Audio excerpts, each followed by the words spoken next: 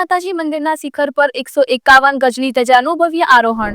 માં આદિશક્તિ જગદંબા નવદુર્ગાની આરાધના, ઉપાસના અને સાધના કરવાના અત્યંત મહત્વપૂર્ણ નવરાત્રી મહોત્સવના પ્રથમ દિવસે વર્ષોથી ચાલતી પરંપરા અનુસાર ઊંઝા વેપારી મિત્ર મંડળ દ્વારા માં કુળદેવી ઉમિયા માતાજીના મંદિરના શિખર પર 151 ગજની વિશાળ ધજાનું આરોહણ કરવામાં આવ્યું હતું।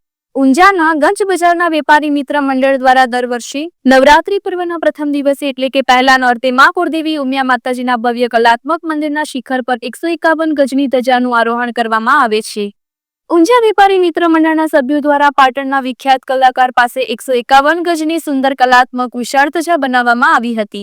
માં કુળદેવી ઉમિયાની 151 ગજની ધજાના મુખ્ય યજમાન મેશ્વર ટ્રેડર્સ દ્વારા 1,01,000નું દાન કરવામાં આવ્યું હતું।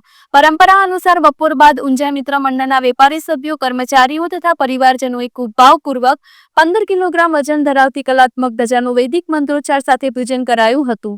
ધજાના પૂજન બાદ આરતીના મુખ્ય યજમાન હિતેશકુમાર અમૃતલાલ પટેલ અને બળદેવભાઈ કાંતિલાલ પટેલના હસ્તે ધજાની આરતી ઉતારવામાં આવી હતી। બોલ મારી ઉમિયા જય જય ઉમિયાના નાદ સાથે 3000 કરતા વધારે શ્રદ્ધાળુ વેપારી ભાઈઓ ધજા સાથે પવિત્ર કરીને ઉમિયા માતાજી મંદિર પર પહોંચ્યા હતા।